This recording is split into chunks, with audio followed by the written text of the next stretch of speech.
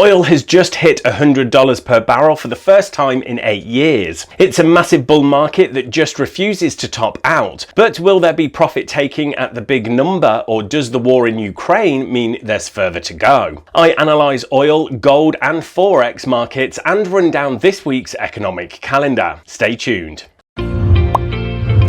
GKFX Prime presents the week ahead.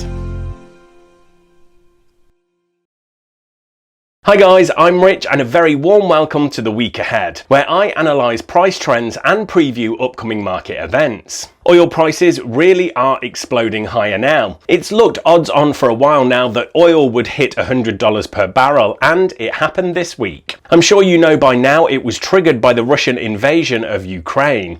But why exactly? Russia is the world's second largest producer of crude oil and the world's #1 producer of natural gas. Major gas pipelines go through Ukraine to Europe, carrying roughly half of Russia's gas supply to the Union. If the conflict escalates, it will likely become logistically impossible to keep those gas pipelines running, further increasing the demand for alternate fuels, i.e. crude oil, possibly pushing the price of crude even higher. However, uncertainty about Russia's invasion is keeping investors away from making risky trades into haven assets, which might limit some of the upside in oil. Gold, which is the ultimate haven, has jumped over $1,950 per ounce and is pushing up towards the $2,000 mark I discussed in last week's video. Stocks, on the other hand, are plummeting, with the Dow Jones, S&P 500 and DAX indices all in correction territories, down 10% from their highs. In the forex market, traders are turning to the traditional haven currencies, including the Japanese yen, Swiss franc and the US dollar. Okay, before I turn to the economic calendar this week, let me know what's coming next in the Q4 earnings season. Apple holds its annual shareholder meeting, while Broadcom, Salesforce, Costco and Target report Q4 results in the US. While in the rest of the world, Bayer, Baidu and Domino's Pizza report Q4 earnings. Oh, and a quick reminder to give this video a thumbs up for the YouTube algorithm by tapping that like button just at the bottom of your screen. Cheers guys.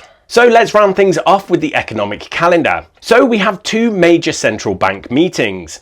The RBA is first and will likely just reiterate the new hawkish stance it took at the last meeting. But analysts seem to think that no extra guidance on the first rate hike will come just yet. If there were, it should be bullish for the Aussie dollar. The trucker protests in Canada have been all over the news, but likely won't deter the BOC from its planned tightening. No change in policy is expected, but a surprise hike can't be ruled out. With oil over $100, this week's OPEC meeting will be all important. Increased production quotas might help slow the oil uptrend, but OPEC might opt not to be so reactive to the high oil price that generally favours most OPEC nations. Of course, we round off the week with non-farm payrolls. 400,000 extra jobs are expected to have been created in February, slightly down from the big positive surprise of 467,000 in January. Another solid report would help quell fears of stagflation after US CPI rose over 7.5%. Right,